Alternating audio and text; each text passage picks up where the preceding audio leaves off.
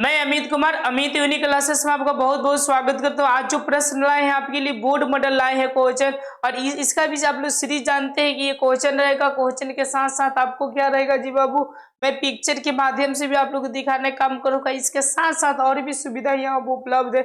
आप लोग का ये लैंग्वेज भी दिया जाएगा ताकि आप लोगों को कोई प्रकार की दिक्कत ना हो, और एक एक कर आप लोग को समझाया जाएगा। तो सबसे पहले देखिए बाबू, कितना का लैंग्वेज आप याद करिएगा उतना पॉसिबल नहीं है, तब मैं आपको ठोस बातें पहले समझा देता हूँ, उसके बाद से लैंग्वेज पर रूप कर देता हूँ, तो ये फटाफट आपके दिमाग में एकदम सेट होते ही चले जाएंगे। तो चलिए बिना टाइम गंवाए हुए हम लोग क्वेश्चन को देखते हैं। क्वेश्चन क्या कहता है, 16 नंबर क्वेश्चन है, 15 तक करा दिए, आप लोग जाकर देख लीजिएगा। ये कह रहे कि रूसीकरण की नीति क्रांति हेतु कहाँ तक उत्तरदायी थी। अब देखिए एक एक हम लोग पॉइंट को समझते हैं। ये रूसीकरण क्या है। ओके, तो देखिए रूसीकरण जो हुआ था, ये हुआ था बाबू रूस में हुआ था। इसका मकसद एक ही था, ध्यान दीजिएगा, यही इसका मेन आंसर है। इसका मकसद एक ही था, ओके, कि सिर्फ हमारे देश में, मतलब कि रूस में ओनली फॉर, याद रखिएगा, रूस में ओनली फॉर रूसी ही नागरिक रहेंगे। कौन सा नागरिक रहेंगे? रूसी ही नागरिक रहेंगे। यही था आपका रूसीकरण नीति। समझ में आ गया बाबू? परिभाषा आप लोग पूरा का पूरा क्लियर कर देंगे।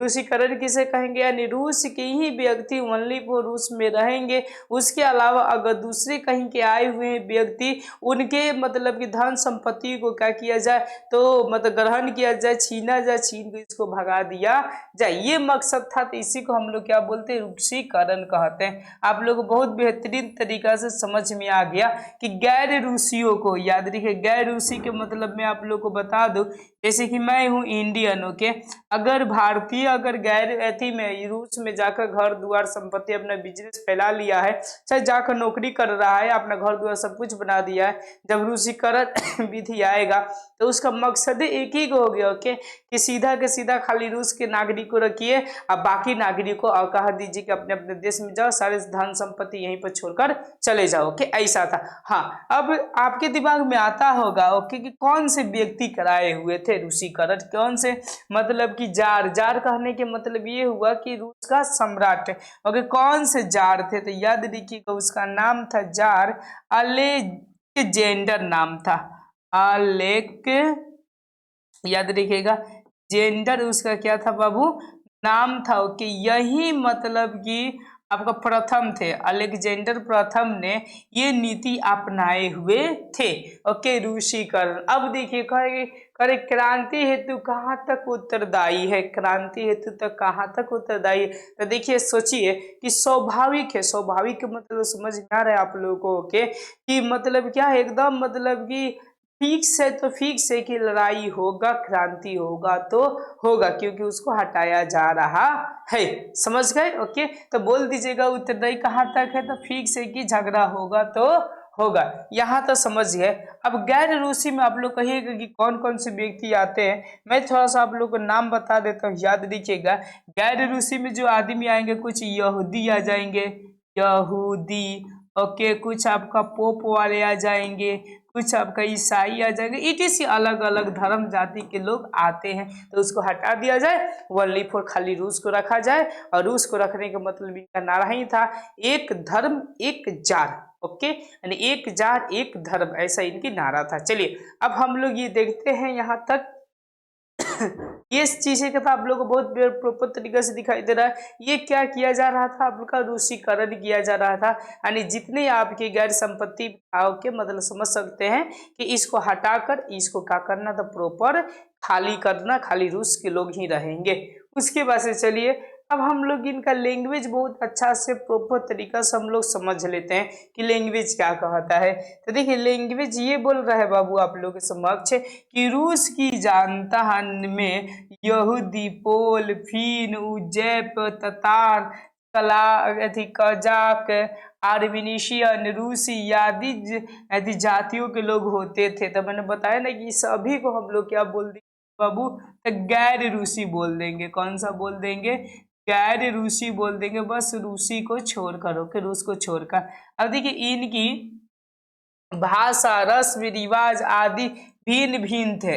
ओके, अब देखिए दूसरे कहीं के जाएंगे, जैसे देखिए फॉर एग्जाम्पल कि मतलब बिहार के लोग जहाँ जहाँ रहते हैं देखिएगा छठी माई का पूजा मनाते हैं, ईटीसी मनाते हैं, मतलब अलग अलग धर्म का अलग अलग क्या है पूजा पाठ है। अब देखिए कह रहे कि रूसी बहुसंख्यक होने से सर्वाधिक प्रभावशाली एवं शासक बने गए थे। ओके, मतलब कि कौन से व्यक्ति बेसी थे, तो आपका रूस के व्यक्ति वहां पर बहुत ही ज्यादा थे। साथ ही साथ याद रखिएगा जार अलेक्जेंडर प्रथम के समय से ही रूसीकरण की नीति अपनाई गई। ओके, उसी के समय से ही क्या किया गया, रूसीकरण की विधि अपनाया गया। उनका सिद्धांत था एक जार एक धर्म, एक जार और एक क्या होना चाहिए, धर्म होना चाहिए का नारा तथा सभी पर रूसी भाषा शिक्षा एवं संस्कृति थोपने का कुत्सित प्रयास की जारी था। ओके, मतलब पूरा का पूरा प्रयास जारी था। ओके, कि रूस में रहने वाले व्यक्ति रूसी भाषा बोलेंगे और रूसी संस्कृति सीखेंगे, रूस के हर एक चीजें उन लोगों को आनी चाहिए, ऐसा इनका कहना था प्रथम अलेक्जेंडर का। ओके, तो समझ में आ गया बहुत प्रॉपर तरीका से। 16 नंबर क्वेश्चन आप लोगों को समझ में आ गया। अब चलिए अब हम लोग 17 नंबर क्वेश्चन की रूफ करते हैं। अब देखिए और भी आपको कुछ दिया है, लैंग्वेज देख लेते हैं। जैसे कि मैंने बोला ना गैर रूसी, मतलब कि अलग जनता है जो रूस से संबंध नहीं रखते थे, जनता का दमन किया गया। जनता का क्या किया गया बाबू, दमन किया गया। संपत्ति जब्त कर ली गई तथा अमानुषिक अत्याचार किए गए। ऐसी स्थिति के प्रति विद्रोही होना स्वाभाविक ही था, मतलब विद्रोह होना ही था, ये तो स्वाभाविक था, ये कोई रोक नहीं सकता था। उन्होंने भी जार के विरुद्ध आंदोलन में सक्रिय रूप से भाग लिया। क्रांति के अनेक कारणों में रूसीकरण की नीति भी एक महत्वपूर्ण कारण थी। एक रूसी माने रूस के भी मतलब कि रूसीकरण भी नीति को प्रमुख क्या थी, कारण बन गई थी क्रांति होने के लिए। किंतु यह पहले से उपलब्ध एक कारण ही थी, कारण थी न कि तत्कालीन कारण, मतलब तत्कालीन ना था, ये बहुत ही पहले से विधि को अपनाई जाती थी। और क्या आपको प्रॉपर तरीका से समझ में आ गया होगा। चलिए